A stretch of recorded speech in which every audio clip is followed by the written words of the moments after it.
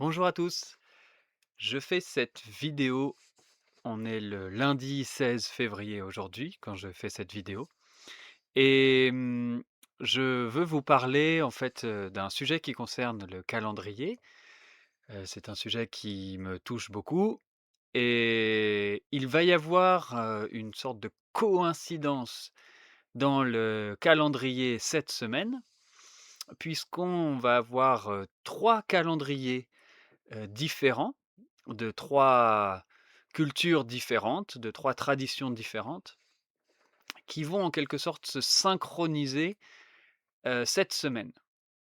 Donc ces 3 calendriers, ce sont, le calendrier chinois, avec le nouvel an chinois qui va avoir lieu demain, le mardi 17 février.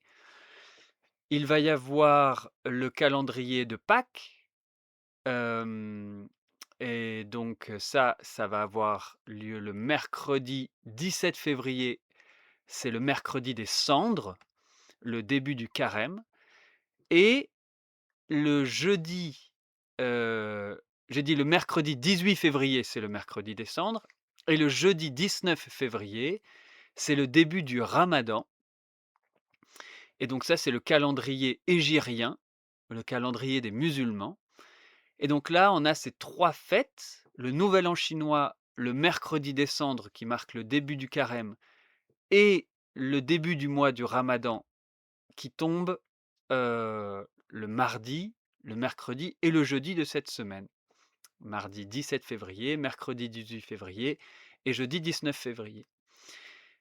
Alors, les Chinois, eux, ne font pas de jeûne, spécialement pour leur premier mois. Mais pour le carême et pour, les musulmans, on a cette relation aussi à cette période, et à la nourriture.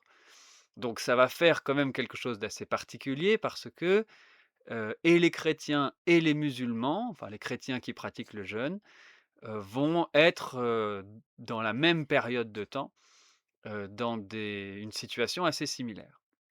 Alors moi, ce qui m'a interrogé, c'est, quelle est la régularité de ces synchronisations de calendrier? Heu, Parce que, ben, c'est une coïncidence assez intéressante et donc je me suis demandé, si ça arrivait souvent ou pas. Donc on va regarder ensemble un certain nombre de choses, pour nous aider à nous repérer un peu par rapport à ces 3 calendriers. Et voir, à quel point cette coïncidence, elle se répète ou non. Alors, pour commencer, nous allons regarder le calendrier, chinois. Donc pour ça, je vais me servir d'un document que j'ai trouvé sur le site de l'Institut des mécaniques, des cycles célestes. IMCCE, je sais plus pourquoi c'est le E, et des éphémérides, voilà. L'Institut de la mécanique des cycles célestes et des éphémérides, IMCCE. Ah bah, c'est écrit là. Voilà, Institut de mécanique céleste et de calcul des éphémérides. C'est écrit ici. Si je peux augmenter un peu la taille, voilà. Et donc c'est un institut qui se trouve à l'Observatoire de Paris. Et là, on a un article écrit par monsieur P. Rocher. S Un article très intéressant qui décrit le calendrier chinois et qui donne des éléments un peu statistiques sur la façon dont on va trouver, la construction du calendrier chinois et les nouvel an. Alors, je passe, la présentation, heu et je vais déjà dire en premier qu'il y a un élément très intéressant par rapport au calendrier, traditionnel chinois. C'est que les règles actuelles, elles datent de 1645 et c'est une réforme qui a été opérée par un jésuite, Adam Schall, voilà, heu, qui était astronome impérial à Pékin. Donc ça, c'est assez intéressant déjà, hem, parce que on en fait, c'est ce qui est marqué ici. Contrairement aux civilisations occidentales, les Chinois ont cherché à approcher au plus près la réalité des mouvements célestes. En fait, pourquoi le calendrier il est récent? C'est parce qu'ils ont modifié, la structure de leur calendrier quand ils ont, amélioré leur compréhension des cycles célestes et de la mécanique céleste. Et donc avant, ils fonctionnaient avec des temps moyens. Donc ils avaient des notions de la durée des lunaisons, la durée de l'année, et ils utilisaient ça pour construire leur calendrier. C'est ce que font encore, heu, la plupart des calendriers, occidentaux. Voilà, et aussi, le calendrier musulman. Il y a des règles avec des durées, et en fait on suit ces durées, et on va avoir un certain nombre de règles pour ajuster le calendrier selon ces durées connues. Mais là, ce qu'a fait le calendrier chinois en 1645, c'est qu'il a, renouvelé ses règles pour restructurer par rapport à des temporalités, enfin des connaissances des cycles plus précis, et aussi pour tenir compte du fait que la science progresse, et donc on peut tenir compte des progrès scientifiques dans le calendrier. Donc ça, c'est très intéressant. Hem, le calendrier chinois, c'est un calendrier lunisolaire, et il y a un certain nombre de règles. La partie solaire du calendrier lunisolaire, c'est une division donc il y a 360 degrés dans le cycle solaire, et on va diviser en 12, donc en parties de 30 degrés. Et en fait, chaque partie de 30 degrés, on va aussi la diviser en 2. Voilà, donc en fait, on va diviser l'année en 24, donc ça va faire 15 degrés par partie, mais on va quand même avoir des grosses parties de 30 degrés, et après des sous-parties de 15 degrés. Hem, donc c'est important de savoir qu'ils ont un méridien, c'est-à-dire un repère, de temps, en fait, pour savoir quelle heure il est, puisque forcément quand on utilise le calendrier, il faut un début du jour, une fin du jour, un midi, enfin voilà. Hem Et donc ils ont leur méridien. Heu, je ne vais pas rentrer, dans tous les détails, mais voilà, 24 sections de 15 degrés. Alors, je m'arrête sur ce point qui je trouve intéressant. Le nom pour désigner les sections, c'est, alors, ma prononciation évidemment va être, très mauvaise, Jie ou Tie, qui signifie nœud, et le mot Qi signifiant le souffle. Donc, il y a cette idée qu'il y a des points, il y a des nœuds, donc des endroits où l'énergie se concentre, et qu'on va venir souffler à ces endroits-là pour donner des nouvelles impulsions. Et c'est pour ça, en fait, qu'on va avoir des divisions, c'est qu'il y a des impulsions nouvelles comme ça, à des intervalles réguliers, et on va mettre une nouvelle impulsion, d'où ce nom de souffle. Il y a une nouvelle impulsion qui arrive sur ces points qui se trouvent tout autour, du cycle. Voilà. Heu et donc on va quand même se servir des 12 points majeurs, pour fabriquer le calendrier solaire. Donc en fait, du coup, dans le calendrier solaire, on va avoir, donc ça je ne l'ai pas noté, c'est marqué ici, heu, l'année solaire est une année tropique vraie, calculée également pour le méridien 120° est, donc ça c'est le méridien, heu, qu'on a vu, donc chinois, et qui s'étend d'un solstice d'hiver au suivant. Donc leur repère par rapport à l'année solaire est importante, c'est-à-dire que le solstice d'hiver, c'est un moment astronomique précis, et donc c'est ce moment astronomique qui démarre l'année solaire. Donc forcément, les moyens modernes pour le calcul du solstice d'hiver sont utilisés dans le calendrier, chinois. Et donc, tous les ans au solstice d'hiver, on va recommencer et puis on va faire des divisions de 30° à partir de ce moment-là. Ce qui va inévitablement emmener à suivre les solstices et les équinoxes qui se découpent en période en angles de 90°, hem, 180° et 270°, c'est-à-dire, les 4 points, de l'année. Hem, donc ça, c'est le calendrier solaire.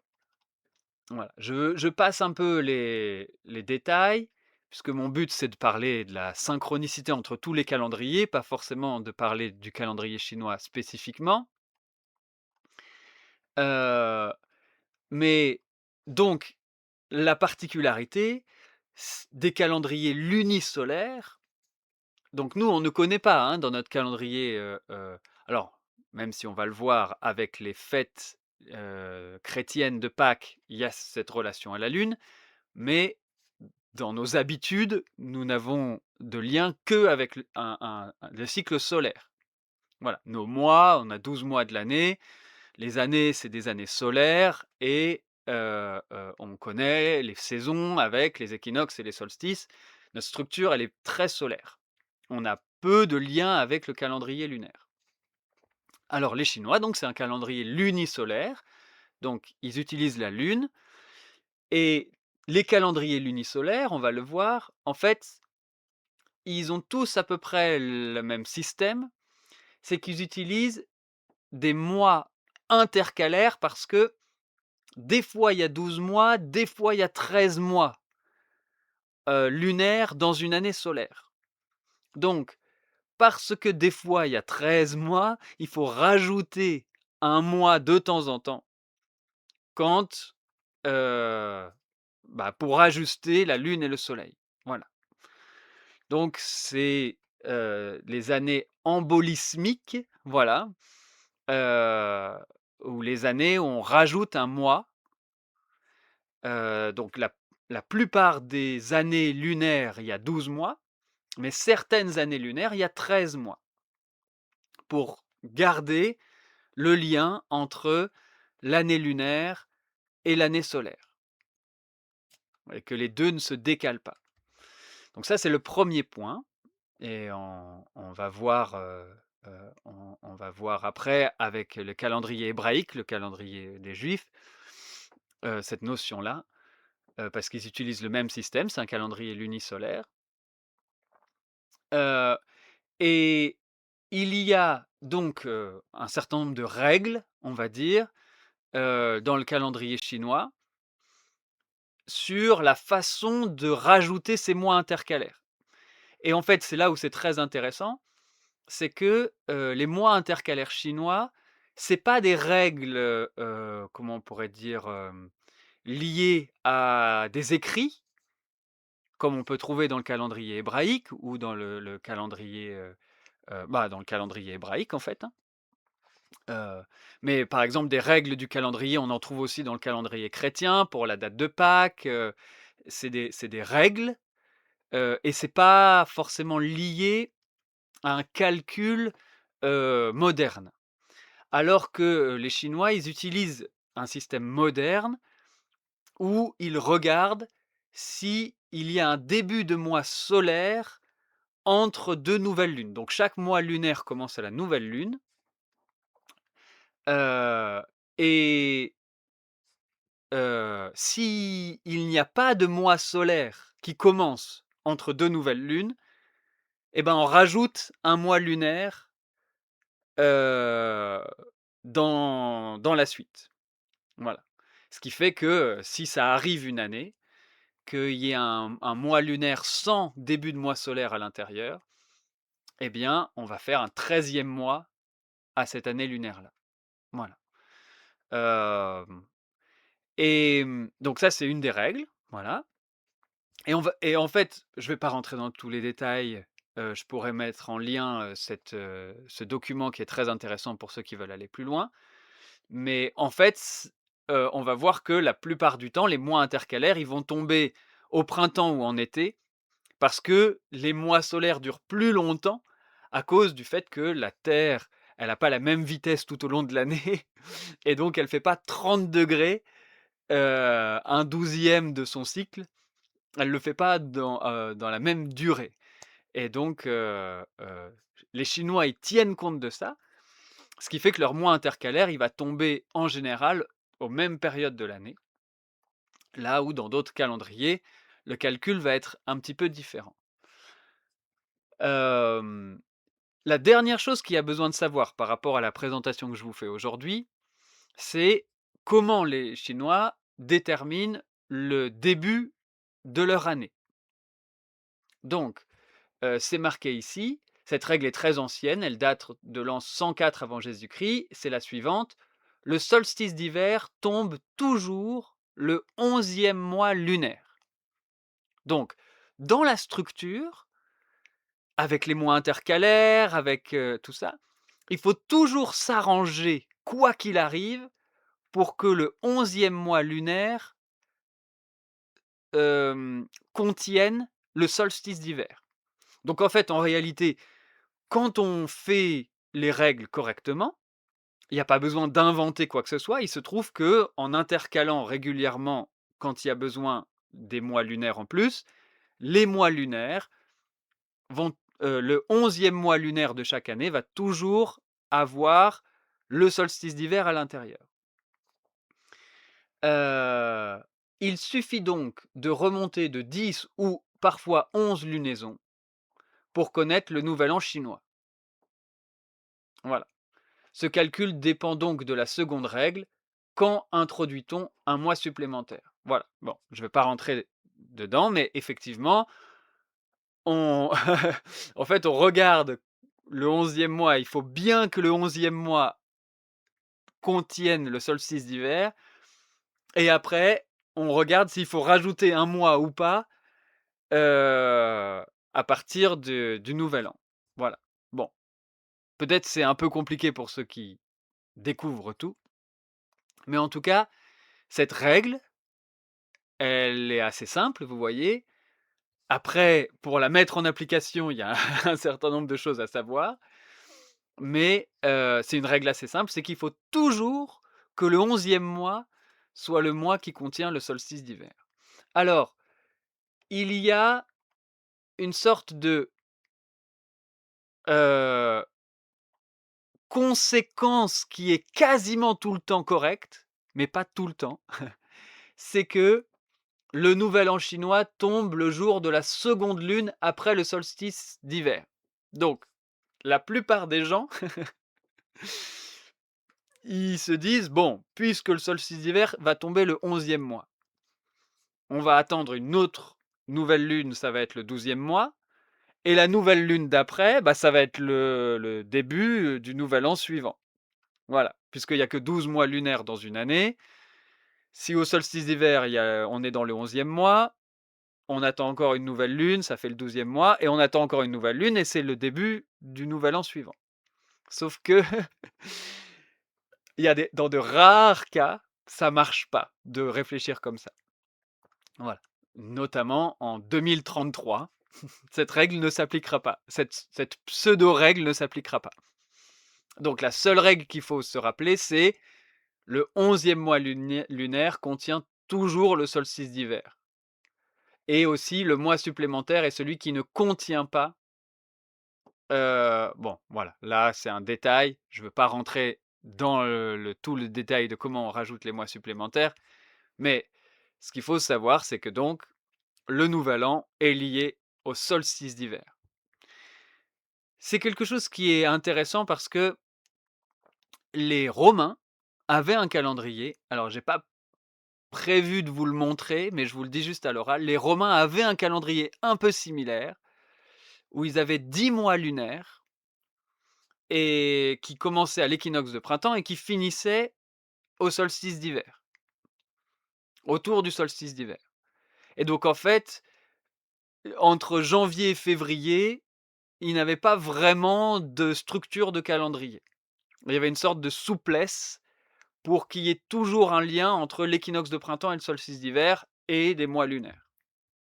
Donc on retrouve cette sorte de souplesse, dans le calendrier chinois où on ne va tenir compte que du fait qu'il y ait le solstice d'hiver lors du 11e mois lunaire. Voilà. Hem et c'est c'est ça qui est intéressant à comprendre. Alors, heu, ce qui fait que donc le nouvel an, là, qui va avoir lieu demain, le 17 février, 2026, heu, il va y avoir donc le nouvel an, chinois. Qu'est-ce que ça veut dire? C'est que demain, c'est la nouvelle lune, en fait. Le 17 février 2026, c'est la nouvelle lune. Donc, ça, forcément, le nouvel an chinois a lieu le jour de la nouvelle lune, entre le 21 janvier et le 21 février. En gros, c'est dans cette période-là, mais ça dépend de quand est-ce que c'est la nouvelle lune. Voilà. Heu, voilà. Donc ça, c'est pour le calendrier chinois. Alors, je veux juste refaire un point avant de redonner quelques éléments, je veux juste refaire un point sur ce que c'est le cycle métonique. En fait, il y a une correspondance, numérique des cycles solaires et lunaires sur une période de 19 ans. Pour ceux qui suivent mon travail, j'en ai déjà parlé, j'ai fait des conférences à ce sujet, donc c'est pas mon but de refaire ça ici, mais c'est extrêmement précis. Il y a une correspondance. Alors, je pourrais juste hop, vous vous le remettre. Donc, c'est 19 années de 365,2422 jours, voilà. Et si je regarde maintenant 235 lunaisons de 29,53,058, voilà. Donc si je fais la différence entre les deux, on avait dit 365,24, allez, 219 multiplié par 19, voilà. Ça me donne ça de différence sur 19 ans. Alors ça, c'est en nombre de jours, donc je peux regarder. Si je multiplie par 24, ça me donne 2 heures d'écart en 19 ans entre 235 mois lunaires et 19 tours de la Terre autour du Soleil. OK? Donc ça, c'est suffisamment précis. Ça se décale de 2 heures tous les 19 ans. C'est suffisamment précis pour se baser là-dessus. Donc, les calendriers lunisolaires se basent principalement là-dessus. Et il y a une logique dans les moments dans ce cycle de 19 ans où on va rajouter un 13e mois. Je vous expliquais qu'on rajoute un 13e mois de temps en temps pour rester collé avec le calendrier solaire. Donc, chez les Juifs, dans le calendrier hébraïque, mais on nous indique ici que ça remonte d'avant, puisqu'il y a aussi un calendrier lunisolaire chez les Babyloniens, et donc on avait cette même structure. Et donc c'était les années 3, 6, 8, 11, 14, 17 et 19. OK? Donc dans un cycle de 19 ans, on rajoute un 13e mois lors de ces années-là. Et on voit que chez les juifs, c'est aussi les mêmes, 3e, 6e, 8e, 11e, 14e, 17e, 19e. C'est la même chose que ça. Donc il y a une continuité entre le calendrier babylonien et le calendrier hébraïque dans cette structure du cycle de Méton. On pourrait se dire qui est arbitraire, on va dire, c'est-à-dire on rajoute de temps en temps un mois intercalaire pour rester collé, mais le mois intercalaire, c'est un peu arbitraire. Sauf que ce que nous montre le calendrier chinois, je vais vous montrer et ce document est très intéressant pour ça. Heu, alors, c'est que ici, on a un tableau qui indique quand est-ce que les mois intercalaires, ont été rajoutés, vous voyez, entre 2006 et 2365. Donc on a, 300 ans, plus de 300 ans d'études. Voilà, puisqu'on a 19 cycles de 19 ans. Bah, on a 361 ans d'études, c'est pas compliqué. 19 fois 19, ça fait 361. Et donc là, on voit que, vous voyez, il y a marqué 1, 3, 7, 9, alors 10, mais on va comprendre pourquoi, 12, 15, 18. Mais alors, vous voyez, là, en fait, on a commencé au numéro 1, mais si on regarde 4, 7, 9, je ne tiens pas compte du 10 pour l'instant, 12, 15, 18, et que je reviens là-dessus, ben, on voit qu'en fait, c'est un de moins que tout cela. 4 moins 1, 7 moins 1, 9 moins 1, 12 moins 1, 15 moins 1, 18 moins 1, et puis bah, 0 moins 1 ou 1 moins 1, ça fait 19 dans un cycle de 19 ans. Donc, la structure basée sur une observation réelle des mouvements, en fait, suit le même rythme. Hein, les calendriers chinois, ils n'ont pas de règles pour les années, les mois intercalaires. Ils n'ont pas vraiment de règles. La seule règle, c'est ce qui se passe en réalité dans le ciel, de suivre au plus près ce qui se passe dans le ciel. Et on voit que ça se divise de la même façon. Alors, pourquoi ce tableau il est intéressant? C'est que le cycle de Méton, il n'est pas parfait, parfait, parfait, et donc il y a un décalage avec le temps. Et avec le temps, au lieu de faire 1, 4, 7, 9, 12, 15, 18, on va faire 1, 4, 7, 10, 12, 15, 18. Voilà, c'est là qu'on voit le cycle 10, c'est la 10e année et pas la 9e. À partir du cycle 14, 15, 16, vous voyez. Et sûrement que à partir de 2338, ça va rester l'année numéro 10, qui va être, là où il va y avoir des choses intercalaires. Donc on voit que c'est intéressant que les Chinois, ils aient quelque chose collé avec le réel, parce que ça nous permet de constater qu'avec le temps qui passe, bah, en fait, il y a des petits décalages quand on suit des cycles comme ça de Méton, donc ça demande de recaler. Alors, en réalité, ça change pas grand-chose, heu, que ce soit l'année 9 ou l'année 10. Je vais vous expliquer pourquoi. Vous voyez que, ben, ça va être peut-être plus simple si je vous remontre ici. Comment on divise? On voit que c'est on commence 3 plus 3, 6, OK?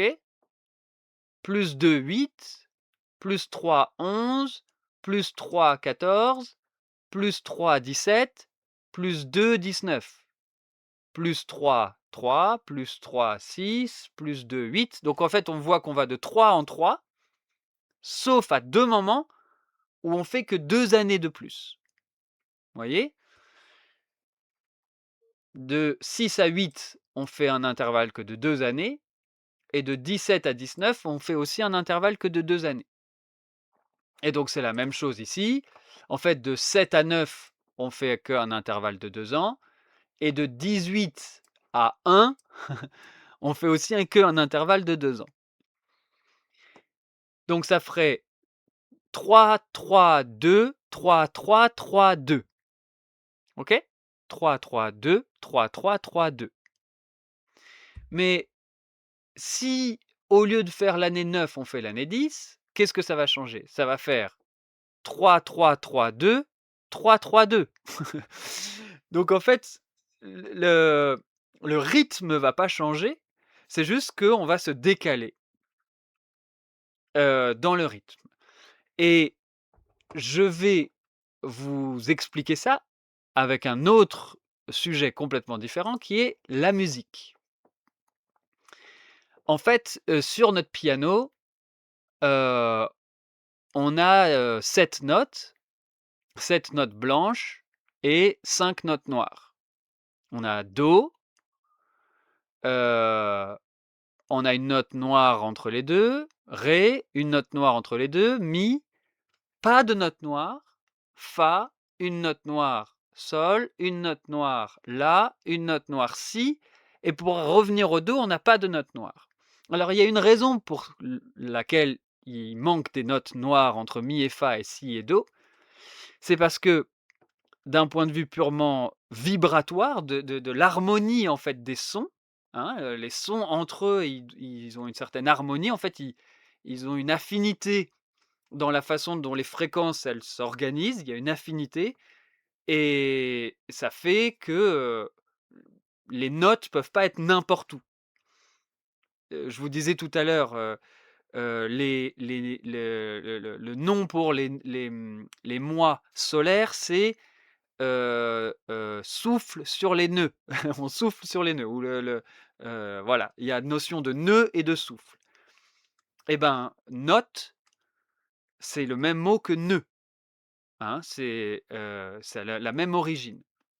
Donc cette histoire de note ou de nœud, c'est la même chose et donc les notes peuvent pas être au hasard, si on regarde juste le plan, d'harmonie et d'affinité et de comment les choses vibrent entre elles. Voilà et ce qu'on voit, c'est que donc entre do et ré, il y a un certain intervalle, qu'on va dire 9/8.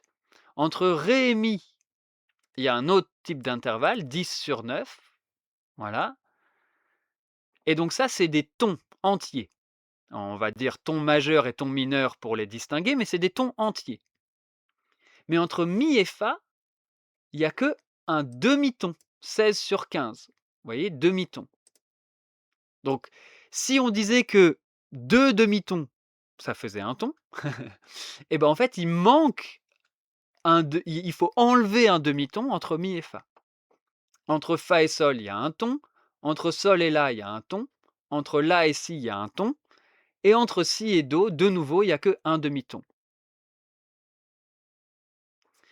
Donc le rythme de la gamme par la vibration, c'est un ton, un ton, un demi-ton, un ton, un ton, un ton, un demi-ton. Et donc on a exactement la même structure vibratoire de la gamme que le cycle de Méton dans la façon dont les mois intercalaires se rajoutent naturellement par rapport au cycle du soleil et de la lune. C'est-à-dire que c'est pas une décision arbitraire des humains, la façon de rajouter les mois intercalaires, c'est directement lié au cycle lunaire et solaire et qu'à certains moments, en fait, et ben, il faut rajouter des choses. Alors, dans le calendrier, on rajoute des mois, alors que dans la gamme, on semblerait enlever des des demi-tons, mais ça veut bien dire qu'il y a quelque chose à enlever ou à rajouter pour se recaler par rapport à l'harmonie générale et c'est quand même absolument incroyable que ceux qui étudient le fonctionnement de la résonance à travers la musique et ceux qui étudient le fonctionnement du calendrier et des cycles à travers l'observation du soleil et de la lune arrivent au même résultat. Il y a quand même quelque chose d'absolument fabuleux là-dedans. Alors on pourrait dire, ben, les 12 mois, le fait de diviser en 12, c'est arbitraire. Il faut se rendre compte que dans le cycle de Méton, qui dure 19 ans, on a 12 mois normaux et 7 mois, embolistiques. Donc on a 12 et 7 pour faire 19. Donc ces nombres, ils réapparaissent aussi, naturellement dans le cycle de Méton. Heu, donc voilà, ça, c'était pour présenter le calendrier chinois, mais aussi pour faire un petit peu un rappel de cette notion de calendrier lunisolaire et de comment, le soleil et la lune, en fait, leur fonctionnement dans le ciel, de comment ils rythment à eux 2, bah, on le retrouve dans la musique, quoi. Voilà, il y a un lien direct entre ce que nous expérimentons dans la musique et ce qui se passe entre le soleil et la lune dans le ciel. Donc j'ai parlé du calendrier chinois. Maintenant, on va regarder le calendrier, alors le calendrier hégirien. Ah oui, alors c'est pas le calendrier hégirien là, ma page, c'est, juste la fête du ramadan. Je vais juste revenir sur le calendrier hégirien. Voilà, calendrier hégirien ou calendrier musulman. Sa particularité, c'est que il n'est que lunaire. Donc c'est l'inverse de notre calendrier à nous, qui est que solaire. Le calendrier musulman, il est que lunaire. Donc en fait, il s'embête pas avec des mois intercalaires, comme nous, on s'embête pas avec des mois intercalaires. Il s'embête pas avec des mois intercalaires. Il a 12 mois lunaires dans une année, qui font 29 ou 30 jours, voilà, pour avoir un lien avec, euh, en fait, la durée d'un mois lunaire, c'est 29 jours et demi. Donc on fait des fois des mois de 29 jours, des fois des mois de 30 jours. En fait, on s'en fiche parce que c'est basé sur l'observation. Donc, c'est pas, on compte pas les jours, on regarde est-ce que c'est la nouvelle lune ou voilà, et puis ben, on change de mois quand on a observé qu'il y avait un cycle lunaire qui avait changé. Alors, je dis ça, maintenant une partie se fait par le calcul, mais sur le principe, ça reste la même chose, c'est-à-dire que c'est l'observation de la Lune qui va déterminer l'avancée dans les mois. Donc forcément, comme ils n'ont pas de mois intercalaires, eh bien, leurs mois, par rapport au calendrier solaire, vont se décaler petit à petit. En fait, ça se décale de 11 jours. C'est le temps qu'il y a entre une année de 12 mois solaires et une année de 12 mois lunaires. Ça va créer une différence de 11 jours. Voilà, 354 jours dans 12 mois lunaires et 365 jours dans 12 mois solaires, pour faire court. Voilà, donc ça fait 11 jours d'écart. Donc le calendrier musulman, il suit son cycle de 12 mois et par rapport au nôtre, ben, leur calendrier, il se décale de 11 jours. Alors, ils ont, donc, leurs 12 mois de l'année, voilà. Et leur neuvième mois, qui va nous intéresser, s'appelle Ramadan. C'est le nom du neuvième mois. Et donc, lors de ce neuvième mois, il y a cette fameuse pratique qui est connue, qui est le mois du jeûne. Voilà. Et donc, si on regarde le rapport entre notre calendrier grégorien, qui est le calendrier solaire, et le calendrier musulman, on va voir que si je regarde là, hop, si je regarde par exemple 2 avril 2022, 23 mars 2023, 11 mars 2024, 1er mars 2025, 19 février 2026. Donc on voit qu'en fait, tous les ans, ils reculent parce que bah, on a 11 mois d'écart. Donc en fait, eux, ils commencent leur ramadan. Nous, enfin, ils ont 11 mois d'avance, quoi, tous les ans. Voilà.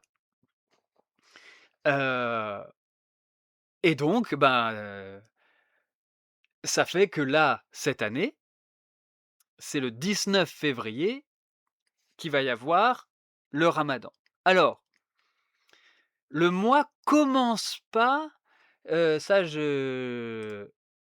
j'aurais pu vous l'indiquer. Je sais où est-ce que c'est indiqué? Heu, mmh, j'ai pas revu oui, voilà. En fait ce que je voulais vous dire, c'est que, il faut pouvoir observer la nouvelle lune. Enfin, il y a une notion d'observation de la nouvelle lune. Heu, voilà, c'est ici, calcul ou observation. En fait, heu, on ne peut pas observer la nouvelle lune par définition parce qu'elle est au même endroit que le soleil. Ce qu'on peut observer, c'est le plus fin croissant possible, au moment du coucher du soleil.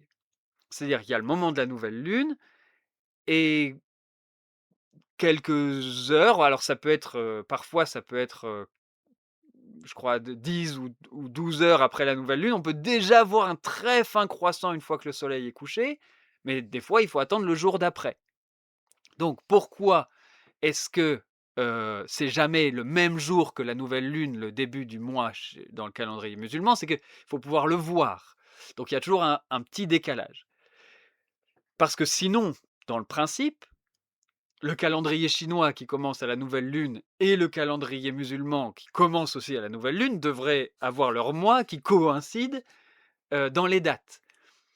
Mais par le fait que les musulmans ont cette notion d'observation, bah, vous voyez que cette année, le nouvel an chinois, c'est le mardi, 17 février et le début du mois chez les musulmans, c'est le 19 février. Pourquoi? Bah, parce que, il faut attendre le 19 pour que, on ait une observation possible de la nouvelle lune. Un croissant suffisamment développé pour, pouvoir voir qu'effectivement la lune est revenue. Voilà, qu'elle commence de nouveau à croître. Heu, donc, alors, je vais retourner sur le mois du ramadan. Voilà. Donc ça, a priori, c'est pas exceptionnel. Si le ramadan tombe entre le 21 février et le 21 janvier, entre le 21 janvier et le 21 février, qui est le moment de la nouvelle du nouvel an chinois, il y a de grandes chances pour que le ramadan et le nouvel an chinois, ça tombe à peu près au même moment. Parce que c'est le moment de la nouvelle lune. Donc, c'est pas, heu c'est pas a priori, si fou que ça tombe en même temps. Parce que c'est la nouvelle lune qui le conditionne. Maintenant, là, cette année, c'est pas juste le ramadan et le nouvel an chinois, hem, c'est le début du carême aussi, mercredi 18 février. Et alors ça, là, j'ai trouvé un site où on a toutes les dates, sur, vous voyez,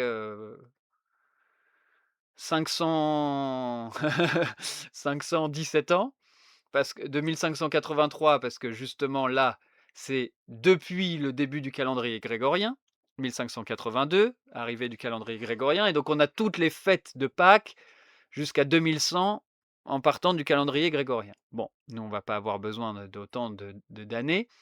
On voit qu'en 2026, c'est donc le 18 février, le mercredi des Cendres et en fait tout ça c'est lié à Pâques.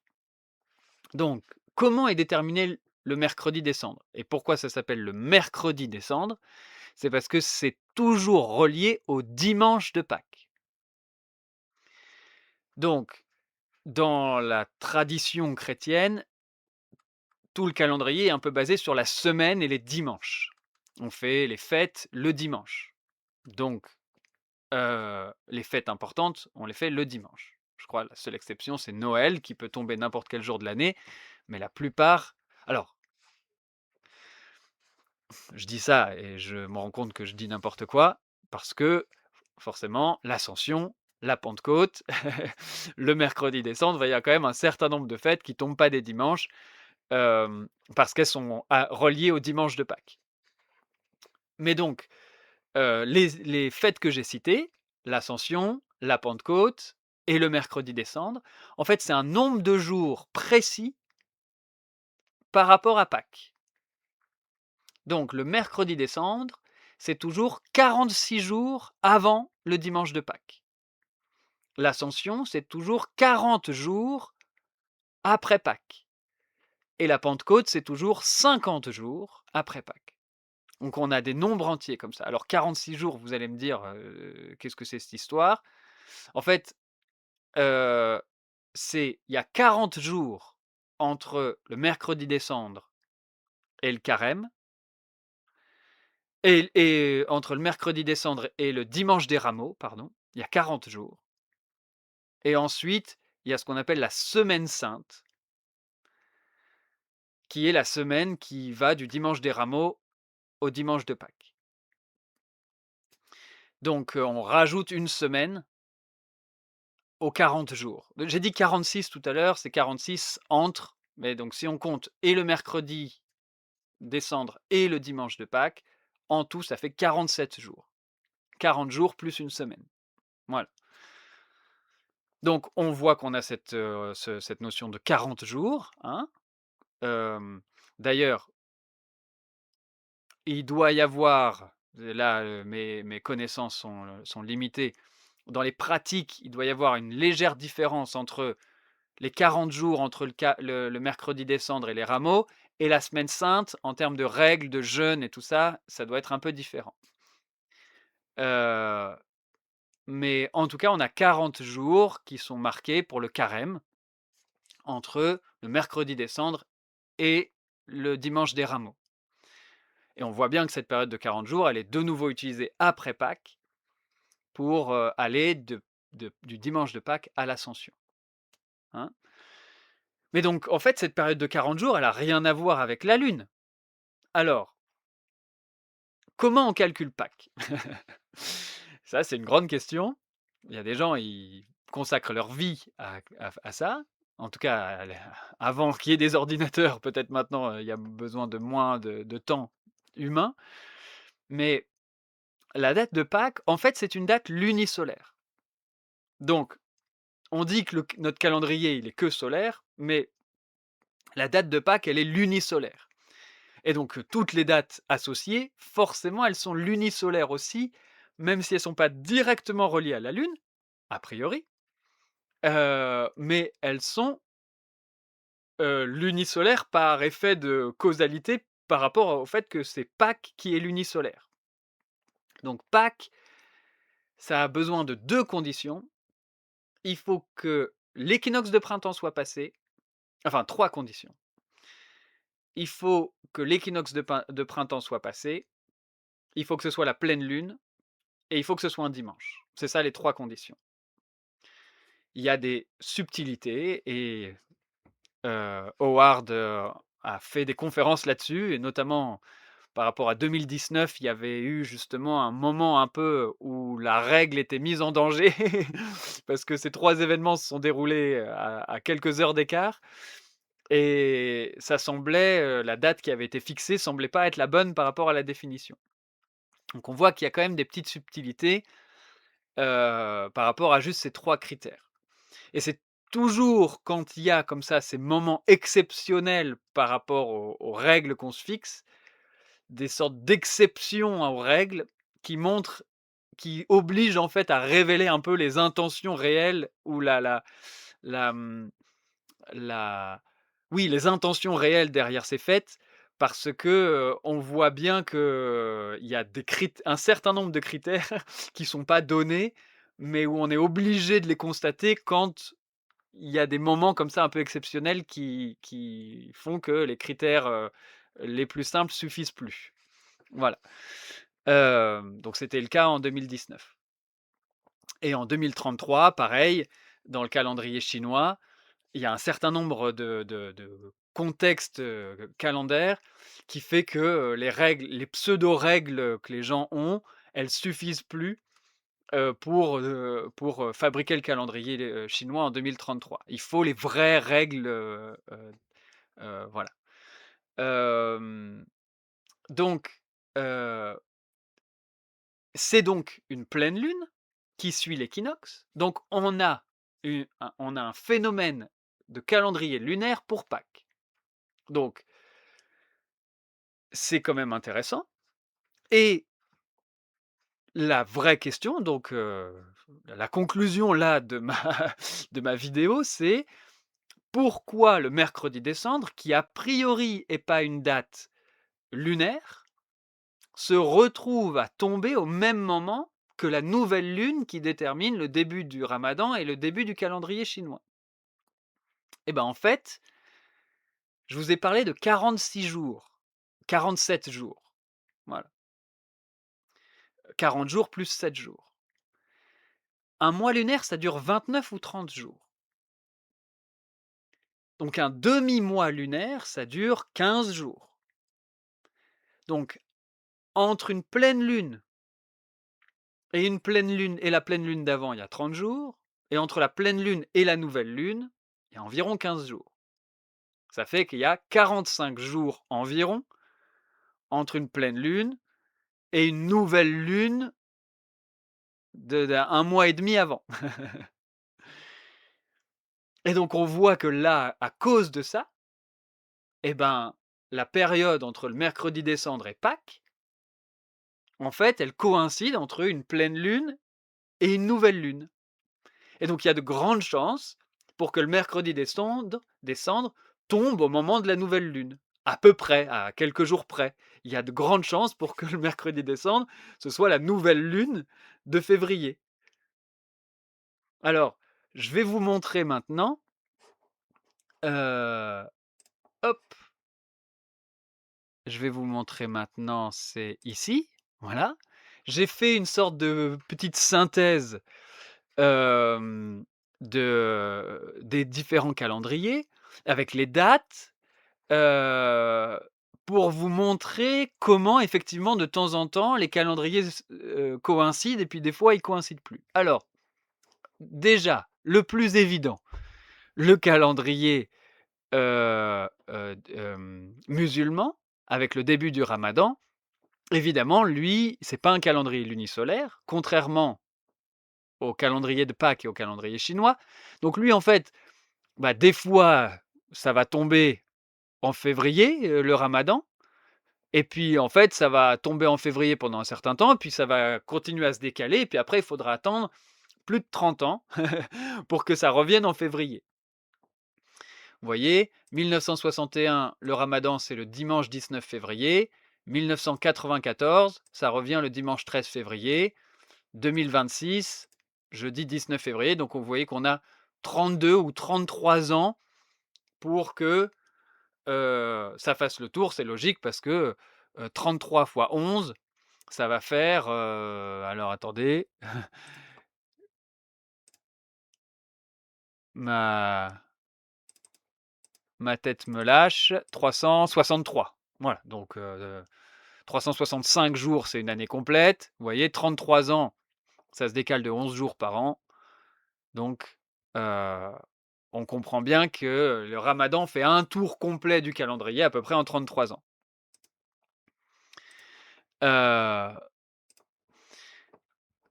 Donc, il y a des moments où ben, le ramadan peut se coïncider avec le calendrier chinois.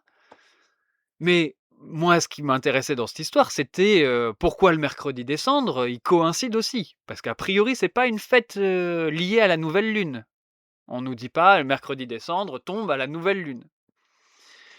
Mais si on regarde dans les détails, en fait, on se rend compte que régulièrement, le mercredi des cendres, vous voyez, c'est à chaque fois que j'ai mis en vert ou en rouge. En rouge, c'est quand il y a une coïncidence entre les trois. Ramadan, Nouvel An chinois, mercredi des cendres. Alors, quand je dis une coïncidence, vous voyez là, dimanche 19 février, mercredi 15 février, mercredi 15 février. Là, en 1961, il se trouvait que la nouvelle lune tombait un mercredi. Donc, comme c'est une règle que ça doit tomber un mercredi, le mercredi des cendres, et ben là, ça a coïncidé parfaitement. Mais ça veut dire que c'était la nouvelle lune. Ce jour-là, le mercredi des cendres est tombé exactement le jour de la nouvelle lune. Et le ramadan a commencé 4 jours après, pour les mêmes raisons liées à l'observation. Ça semble beaucoup, 4 jours. Après, c'est des données que j'ai récupérées sur la page Wikipédia de toutes les dates du début du ramadan. Peut-être qu'il y a quelques éléments, mais c'est vrai que 4 jours, ça semble beaucoup.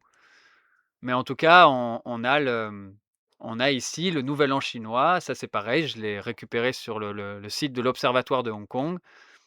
Ce sont des dates officielles, et on sait que c'est lié à la nouvelle lune, hein, dans les 2 cas. Voilà. Il peut y avoir des histoires de méridiens qui jouent et aussi, comme je vous disais, la notion qu'il faut pouvoir observer la, la lune chez les musulmans. Alors,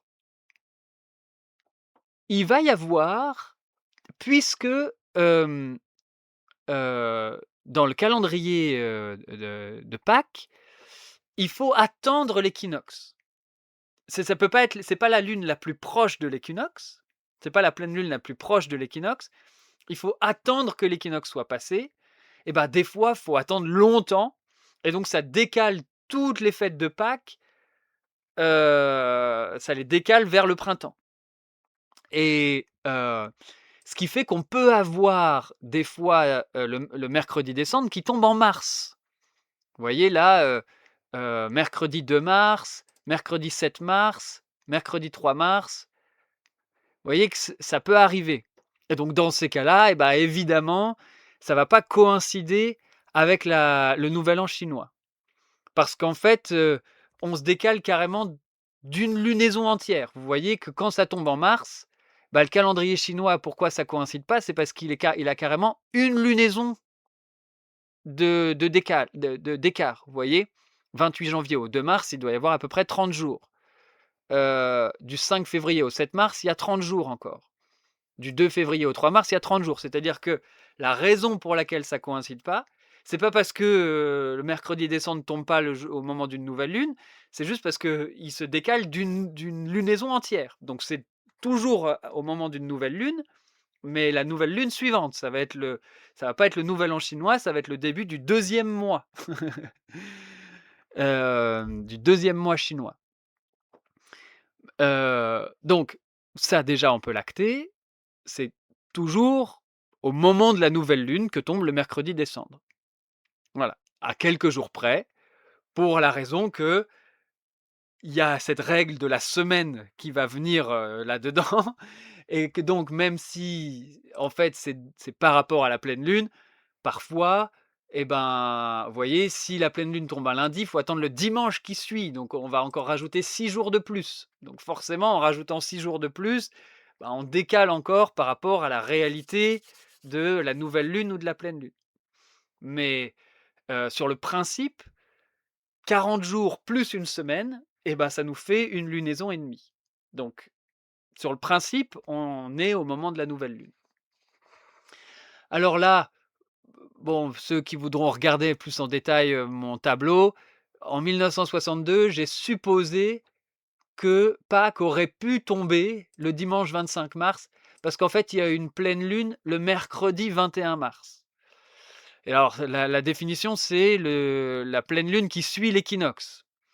Et donc, à quelques heures près là, on aurait pu avoir, Pâques un mois plus tôt et donc faire coïncider, le calendrier chinois, le calendrier de Pâques et le ramadan. Voilà, à quelques heures près, chez les chrétiens. Voilà, hem, mais donc on voit qu'en 61, ça a bien coïncidé. Voilà, heu, c'est intéressant, hein, de se dire que le mercredi décembre, c'est le début de tout le processus de Pâques qui est un élément très important, chez les chrétiens, qui va durer, quasiment, 3 mois, hein. Parce que, 40 jours plus 40 jours, plus 10 jours, enfin ça fait 90 jours, ça fait 3 mois et c'est aussi le début du nouvel an chinois. C'est quand même intéressant de se rendre compte que nous, on se dit pas ça, mais en fait avec cette histoire de carême et ben, les chrétiens, ils commencent l'année, on pourrait dire, en même temps que les Chinois. C'est quand même intéressant. Heu, donc voilà. Sinon, bah, sinon ils sont décalés d'un mois avec les Chinois quand la pleine lune est un peu tard, en avril, quoi. Voilà, ça il se décale d'un mois et alors drôle de coïncidence, là, j'arrive pas vraiment à voir la logique, mais ça arrive que avant que, le ramadan se synchronise avec, le calendrier chinois, parce qu'on voit qu'en fait le ramadan, il se synchronise avec le calendrier chinois, vous voyez là pendant 4 ans. Pendant 4 ans, le ramadan, il est synchronisé avec le calendrier chinois. En fait, quand ça arrive dans la zone, il peut se synchroniser pendant un certain temps. Là, en 94-95, il s'est synchronisé 2 ans. Là, dans la période qui nous intéresse, il va se synchroniser pendant 3 ans. Voilà. Comme il y a des règles un peu particulières pour le calendrier chinois, il se synchronise pas forcément. Vous voyez, là, le ramadan, ça a eu lieu le 22 janvier, mais donc c'est une nouvelle lune, mais pour les Chinois, il faut attendre la nouvelle lune du 19 février. Là, ça va être très tard. Voilà. Donc là, c'est les Chinois qui sont décalés d'un mois par rapport aux musulmans, mais par contre qui sont du coup calés, sur le même mois par rapport aux chrétiens. Il y a ce moment un peu, particulier de la nouvelle lune de janvier-février où des fois c'est très tôt, des fois c'est très tard et donc ça peut soit se coïncider avec les musulmans, soit se coïncider avec les chrétiens selon les règles de chacun. Voilà. Mais on voit bien que c'est à cet endroit intermédiaire de février qu'on a le centre de gravité. Vous voyez, quand ils se synchronisent, c'est, mi-février, quoi. Vous voyez, ils sont synchronisés en 94. Là, en 2026, ils se resynchronisent. C'est toujours, c'est toujours mi-février, quoi. Voilà. Ou, vers la fin de février. C'est toujours là qu'ils arrivent à se synchroniser. Je vais pas rentrer dans les détails des nombres, a priori, il y a environ 33 ans, vous voyez? Un peu lié évidemment au calendrier musulman, hein, parce que c'est celui-là qui donne ce cycle de 32 ou 33 ans. Le calendrier chinois et de Pâques, il se synchronise lui, plus régulièrement que ça. Mais pour que les 3 soient synchronisés, en fait, c'est le calendrier musulman qui va créer ces sortes de bonds de 32 ou 33 ans, quoi. Voilà. Dans mon tableau, j'ai aussi marqué 2 moments un peu particuliers. Le Pâques en 1967, la pleine lune est tombée un dimanche à 4h20 du matin, alors heure de Paris, et Pâques a eu lieu le 26 mars.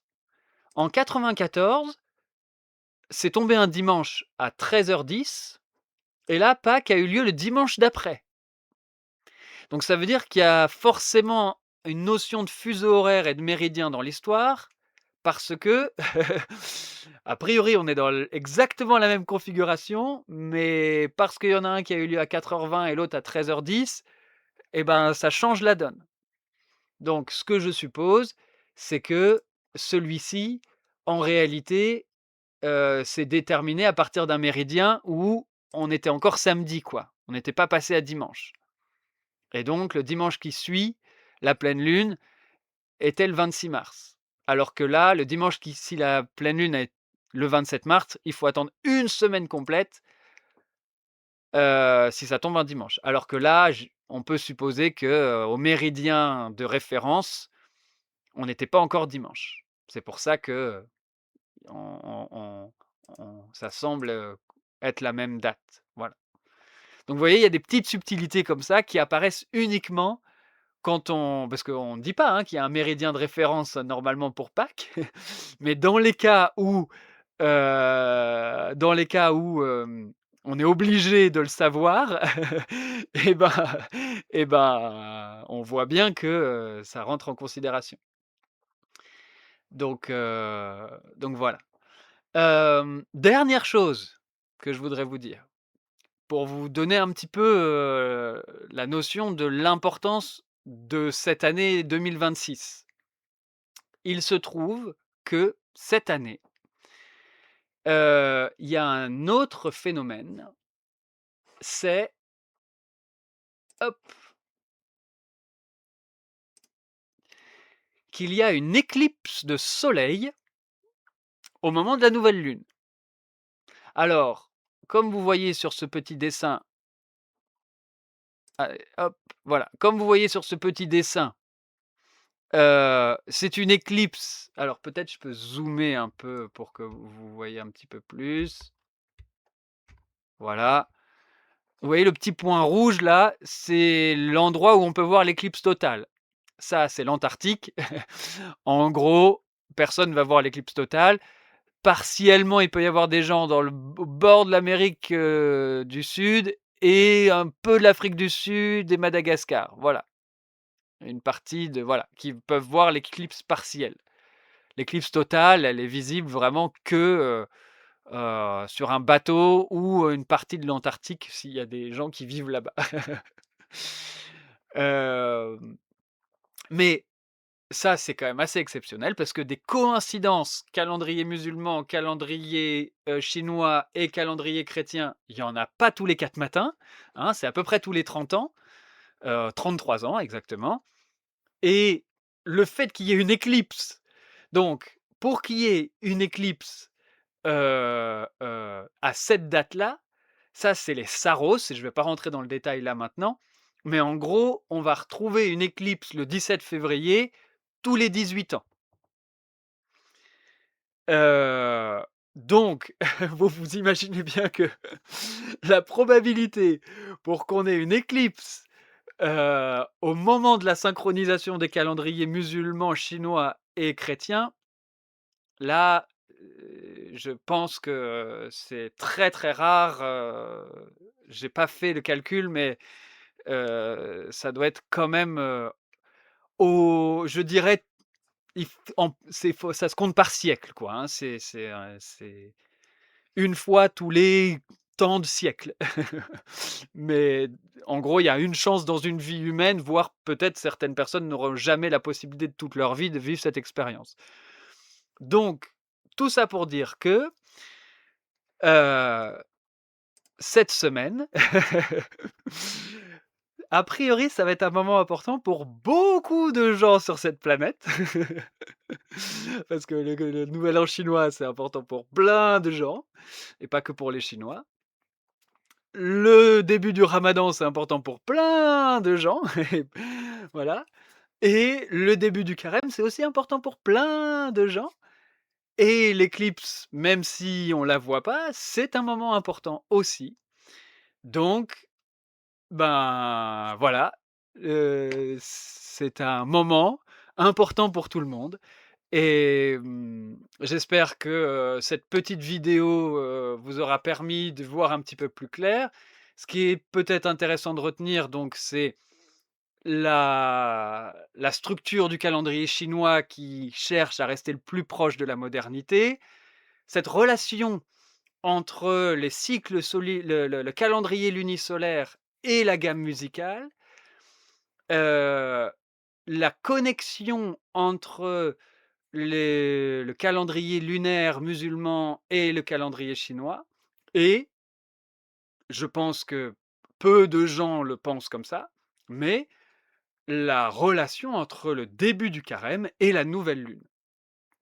Voilà, ça c'est un moment une chose importante, même si ça va pas toujours tomber le jour de la nouvelle lune pour des raisons de jour de la semaine, hein, c'est la seule raison, c'est le jour de la semaine qui va modifier un peu, mais sinon, c'est lié à la nouvelle lune, le début du carême et ça veut dire que on va jeûner pendant toute la période où la lune va grandir, grandir, grandir comme ça, au moment de l'équinoxe.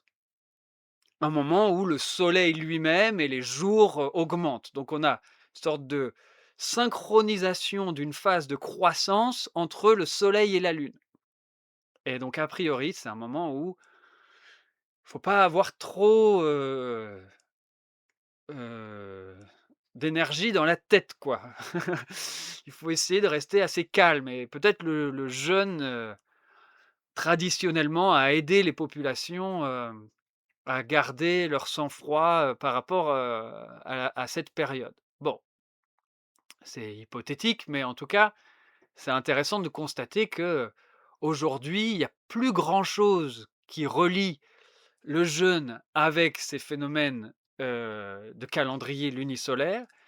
Les Chinois ne jeûnent pas et ils ont un calendrier similaire au nôtre et les musulmans jeûnent, mais eux, ils sont pas liés à l'équinoxe de printemps. Donc on voit bien que, tout le monde n'a pas la science dans sa totalité.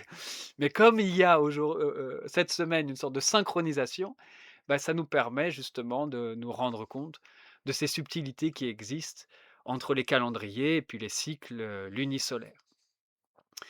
Voilà, donc ben, bonne fête à tous et à bientôt pour une nouvelle vidéo.